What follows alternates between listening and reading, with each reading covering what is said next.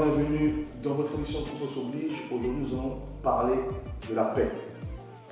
Pourquoi la paix? Tout simplement parce que c'est un thème aujourd'hui qui s'impose naturellement au vu de tout ce qui se passe, au vu des conflits, au vu des guerres, conflits politiques, économiques et j'en passe. La paix, c'est un terme qui sonne comme un espoir pour mettre fin aux disputes, aux guerres, aux conflits qu'on subit ici et là. Mais c'est un mot aujourd'hui qui perd de sa nature, qui perd de son sens. Un mot qui devient même un slogan. Parce que la paix aujourd'hui, très peu de personnes aujourd'hui sont prêtes pour mourir pour que cette paix-là se manifeste. On en parle sur les réseaux sociaux, on l'écrit, on la chante. Tous réclament la paix. Artistes, musiciens, politiciens, sportifs, tous réclament la paix. Mais ma question est celle-ci. Faisons-nous tout véritablement pour que la paix subsiste ou bien se révèle de manière permanente? Pourquoi je dis ça? Lorsque la paix s'obtient, elle ne dure jamais. Du coup, on n'obtient que des pactes de stabilité. Mais un pacte est toujours exposé à une rupture. La paix, elle, est un état d'esprit qui est d'abord cultivé à l'intérieur. La paix n'est pas l'absence de conflit, ce n'est pas l'absence de violence, ni l'absence de guerre. Mais c'est plutôt le contrepoids de la violence, le contrepoids des conflits, le contrepoids de la guerre. Et c'est quelque chose qui part à l'intérieur de chacun de nous. Chacun de nous a une conscience, chacun de nous a ce qu'on appelle une petite voix qui lui parle, qui résonne, qui nous amène à raisonner pour dire que ici, si j'emprunte ce chemin-là, voilà ce qui va arriver. Si j'emprunte le chemin-là à droite, voilà ce qui va arriver.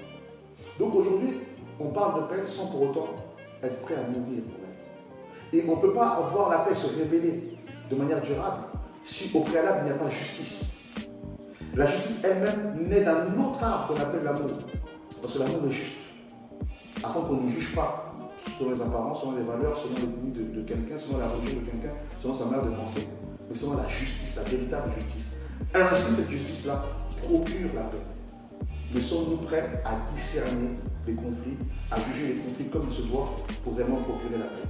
C'est une question qui, sans doute, mettra du temps à trouver une réponse. Si toutefois, nous sommes honnêtes avec nous-mêmes, cette réponse-là, on pourra l'avoir bien acceptée. C'était Benson pour Conscience Oblige. Je vous donne rendez-vous au mois prochain.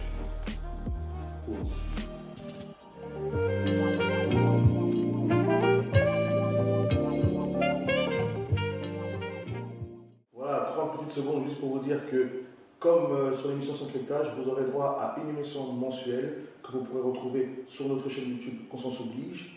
Et selon l'inspiration du moment, il y aura aussi 2 ou 3 hors-série qu'on vous proposera et que vous pourrez aussi voir sur notre page Facebook, Chronique Conscience Oblige, que je vous invite à liker et à partager. Je vous dis à très bientôt et je rajoute aussi ceci. Ici, les animaux ne meurent pas de faim.